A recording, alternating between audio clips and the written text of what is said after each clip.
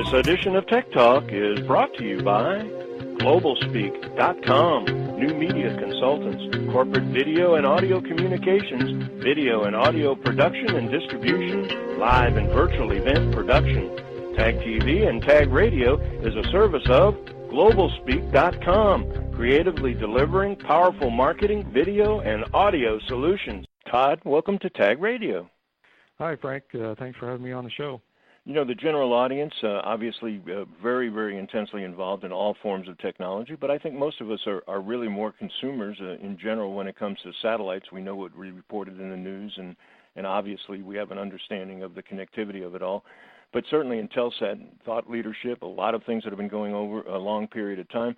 Let's talk a little bit about that in particular. Satellite services, connecting people. I'm sure Intelsat now, it's literally, figuratively, factually, all over the world. So tell us a little bit about that. Yeah, that's right, Frank. We are a global communication satellite provider, and if you ever watch TV, especially high def, or gone on the internet to use your cell phone or taken a family cruise on a ship to the Caribbean, it's most likely that you've used one of Intelsat's satellites to provide that service. You know what's interesting, in the next couple of weeks, the Technology Association has a digital media and entertainment society, and each year they announce an icon of the industry. And this year it's a guy by the name of Sid Topol.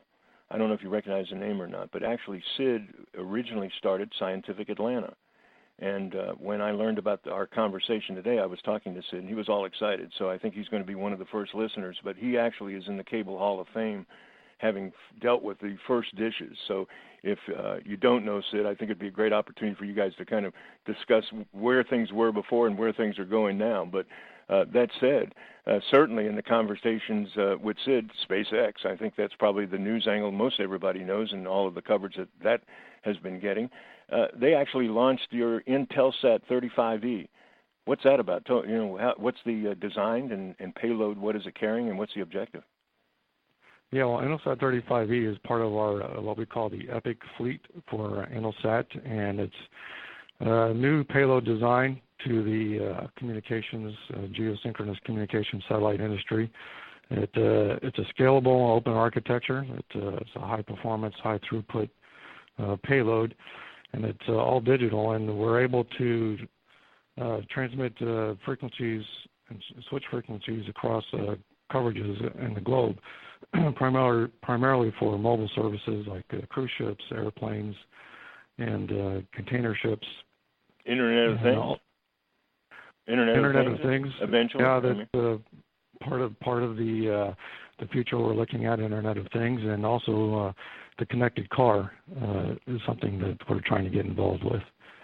That's kind of an interesting thing. I mean, again, I often say, we cover every single vertical, every industry sector, and so I literally go horizontally and not vertically, so we don't get much into the technical details, but conceptually, we kind of look at it as all simultaneous invention, if you will.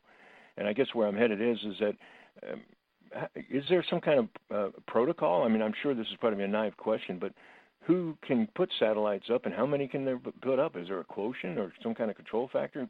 I mean, it'll put you on the spot, but I just was curious. How does that work? Yeah, it's a highly regulated system, and the way that's driven is through a complex system through the FCC and the ITU, the International Telecommunications Union, and you have a license for a specific slot in the geosynchronous orbit, and you have a license to broadcast on certain frequencies at certain power levels. So they do on ground. I'm familiar with something like geospatial indexing. So they were longitude, latitude. There's actually that kind of a matrix, if you will. I'm oversimplifying it. I don't want to complicate and dive too deep. I think most people really don't have a clue, and while we act like we do, it's one of those fundamentals that I think most people would feel pretty good about if they just got that aspect of it. But let's focus, because I know our time is short, and I'm rattling into chasing rabbits on other things we can talk about at another time. But I'm curious about SpaceX more than just about anything. Obviously, you guys are working. What led to the relationship with SpaceX, and why did you decide to use them for the Intelsat 35E launch? Well, as a satellite operator, access to space is fundamental to our business, and so we're always interested in finding new ways to get to orbit. And if a new player comes in the marketplace that could lower our price and to get to orbit, we're going to go look at them. So we started looking at SpaceX back in 2008 when they were just launching small experimental payloads from Kwajalein Island, and so over the years, it's been a collaborative effort, and everything kind of came together finally to make the final decision to put Intelsat 35E on the SpaceX Falcon 9. And you can imagine that kind of decision is a complex one. You have a high-valued satellite, and you have to put it on a rocket, and you have to balance the probability of mission success, the schedule, and the cost of doing that against the other providers. And in the end, SpaceX was a good candidate for launching Intelsat 35E in the time frame that we needed it. That ecosystem is really fascinating. I mean, again, in all fairness, you live it, and we're looking at it from a spectator standpoint, but it's just amazing that it all collaborates and works. I mean, the technology and the capabilities to do these things is overwhelming, but sometimes just, the Eastern philosophers say the solution is simple. It's the implementation that gets tough, getting it up there, so it's kind of I think our audience would be fascinated to understand that kind of relationship and how you ferret out the best possible resource and how it all works together from that, I would assume, a very small community, more or less, of all of the players of one vendor or one producer or a technology creator. Let's talk a little bit about the concept of, I'm going to guess to a degree there's some futurism here as it relates to space and the exploration of the next thing as far as the future is concerned. But I was curious about the fact that there's a lot of conversation with SpaceX about recycled rockets, and I've seen news packages talking about how in the exploring of outer space, there's going to be like locations where we'll be able to literally turn an asteroid into fuel and be able to almost be a gas station, if you will, as these rockets continue to travel through space.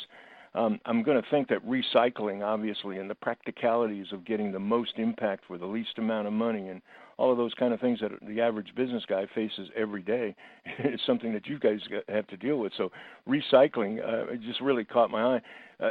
Are you considering using recycling rockets for Intelsat? Well, we will in the future. Right now, we've taken a more traditional approach to launching our satellites, which is what they would call an expendable rocket. You launch it one time and it falls into the ocean, and the upper stage continues to orbit the Earth. But certainly if SpaceX continues on this path of success and reusing the rockets, we'll have to get on board with that concept. And the main goal and the thrust of all this is cheaper launches. So that's the thrust here. And if SpaceX can manage to make this more economical through the use of recycled rockets, then we're all going to benefit from that. Bottom line is the bottom line. After all is said and done, eventually it's got to be a sustainable business and obviously a return on investment wherever the investment is coming from. Put you on the spot. We often talk about this in Tag Radio, and it's the challenge of identifying what's next, in trends. We know disruption, and we know transformation, and we know digitalization. We get it. We know change is happening. How in the world do you guys look at what the trends are, and when you observe them, are they new satellite designs, launch vehicles? Maybe go into a little bit about what you guys are looking to as far as the trends in the future and as far as space is concerned. Well, from our perspective, yeah, the trends are, of course, data and more data is what our customers are demanding. And so we're having to build satellites with higher throughput, more capacity, and more flexibility. So for us, the trend is to manage building a satellite 2 years in advance of when it goes into the marketplace and predicting, what the customer is going to need. And right now, we're kind of the design philosophy is more of a fixed one, where we design for a market and we hope that market stays that way for 15 years. We know that's not going to be the case in the future.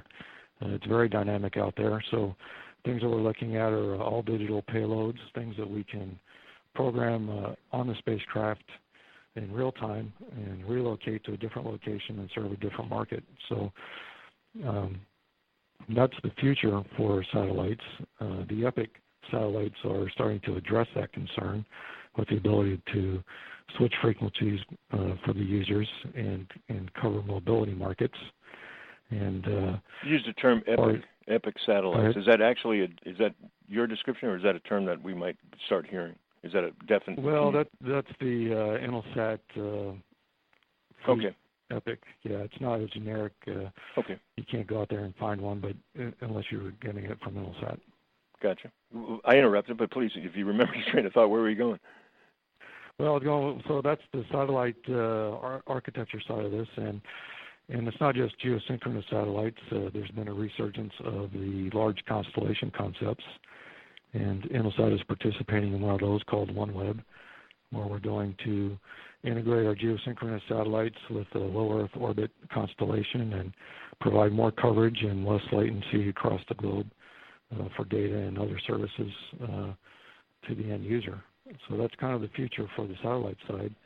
And then, as we discussed for the launch vehicles, reusability and also decreased processing time. You know, we're trying to reduce the cycle time from, say, a year and a half of integration to something less than a year to get a payload sent to the launch base, integrated, and sent to orbit.